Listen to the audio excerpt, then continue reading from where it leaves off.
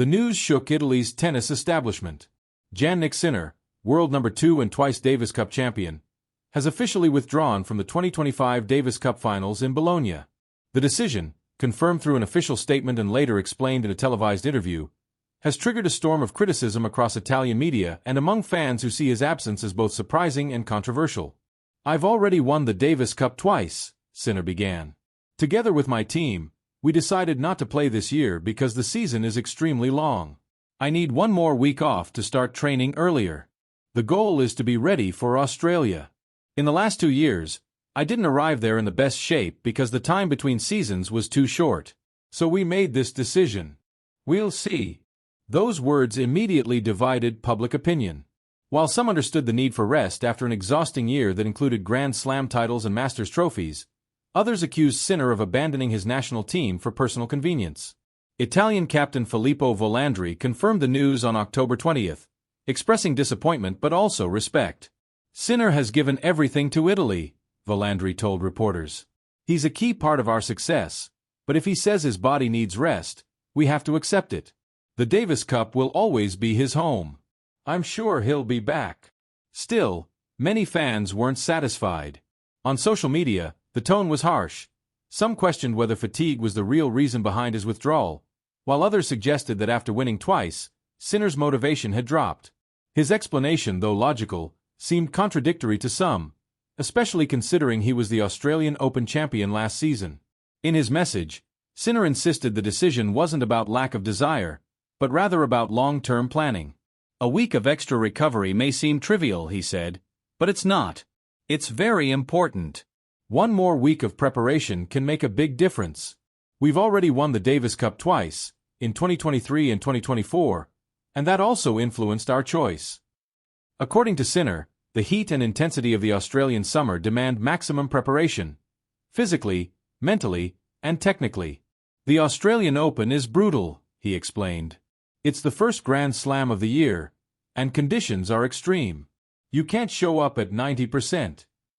His focus now turns to the season's last stretch, the ATP 500 in Vienna, the Masters 1000 in Paris-Bercy, and the Nitto ATP Finals in Turin.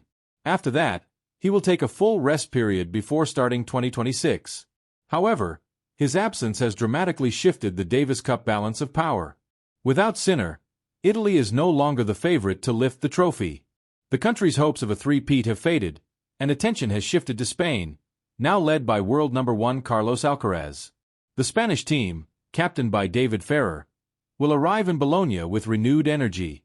Alcaraz, who missed previous Davis Cup rounds, has confirmed his return, a massive boost for Spain's chances. "It's a huge honor to lead my country again," Alcaraz said upon his arrival in Madrid. "We have a great team and the motivation to win." Spain's lineup, with Alcaraz at the helm, suddenly looks formidable. Germany, led by world number 3 Alexander Zverev, remains a threat, but the absence of Sinner removes one of Europe's most dominant forces. For Italy, the captain remains optimistic despite the setback. "We still have a strong group," Volandri said. "Players like Musetti, Arnaldi, and Berrettini will fight for every point. Even without Sinner, we'll give everything for our flag." The Italian Tennis Federation also issued a statement supporting Sinner's decision. "We understand and respect Jannik's choice," said Federation President Angelo Benaghi. "It's painful for us, but it comes after an incredibly intense season. He remains a role model for Italian tennis and will soon wear our colors again." Meanwhile, reactions from across the tennis world have been mixed.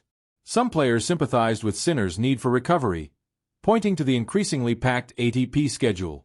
Others, however, quietly noted that skipping a national event for rest might set a precedent that undermines team competitions. For now, one thing is clear. Sinner's decision marks the end of an era of Italian dominance in the Davis Cup and opens the door to a new chapter, led by Spain's young superstar, Carlos Alcaraz. Stay tuned to World News Tennis for exclusive updates on the Davis Cup finals in Bologna, Alcaraz's preparation, and every twist in Sinner's decision. Because here, tennis isn't just a sport, it's a world in motion. The confirmation of Carlos Alcaraz's participation in the Davis Cup finals has sent waves of excitement through Spanish tennis. After a season that saw him win 8 titles, including 2 Grand Slams, the world number 1 is determined to finish the year by bringing the Davis Cup trophy back to Spain. His presence alone changes everything. For Captain David Ferrer, having Alcaraz back on the team is a blessing. It's a privilege to have the best player in the world on our side, Ferrer told reporters after announcing the roster. Having Carlos guarantees energy, leadership, and that fighting spirit that defines Spanish tennis. He's the kind of player who changes the atmosphere just by walking into the locker room. Ferrer, who once played alongside Rafael Nadal in countless Davis Cup battles, knows the emotional power of the event. He now faces a familiar challenge: finding the right partner for the team's second singles spot. The number 2 position will depend on form, he explained. It's the end of a long year, and some players arrive more physically and mentally fresh than others. That's what will decide the lineup. For Spain, the draw has been favorable. Their opening tie will be against the Czech Republic, a solid but beatable opponent. If they advance, they could face Italy. Although without Sinner, the defending champions seem far less intimidating. Playing in Bologna won't be easy, Ferrer admitted, but I believe the public will respect us. Carlos is a global figure, and I think even Italian fans will enjoy watching him. Indeed, Alcaraz's popularity transcends national boundaries. His style, electric, unpredictable, and full of charisma, has turned him into one of the sport's biggest attractions. In Bologna, he will be the main draw, not just for Spanish supporters but for tennis fans around the world. The timing of Sinner's withdrawal adds an extra twist to the competition. For 2 consecutive years, Italy dominated with a team built around the calm precision of Sinner and the tactical intelligence of Rivalries' leadership. Now, with that foundation shaken, Spain steps forward as the team to beat. Carlos is ready, Ferrer said. After the Six Kings Slam, he told me he feels fresh and motivated. He wants to play for Spain. He wants to lead. The contrast between Alcaraz and Sinner could not be sharper.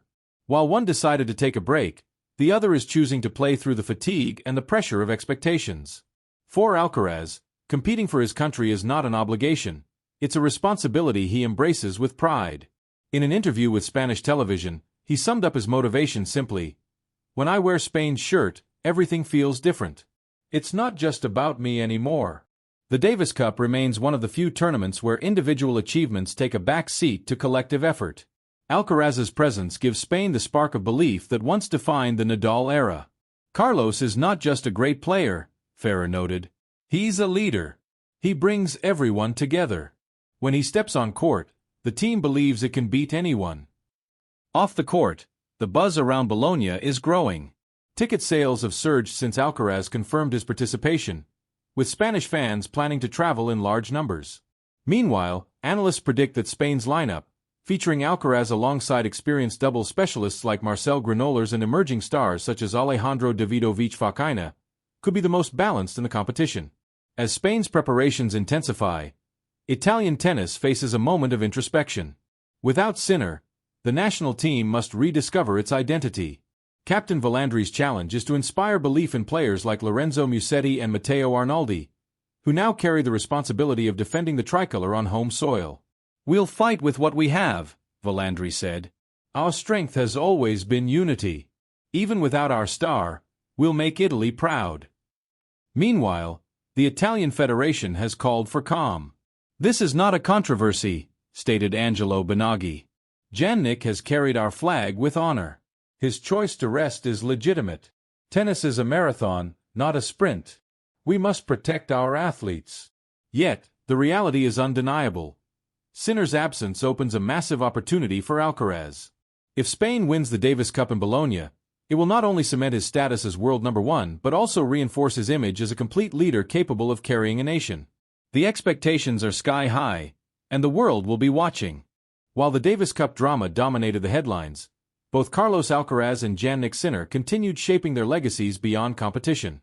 Just days after the Six Kings Slam ended, Sinner used his champion's platform to defend exhibition tournaments, emphasizing their importance to the sport's global growth. "The product we have is already incredible," Sinner said.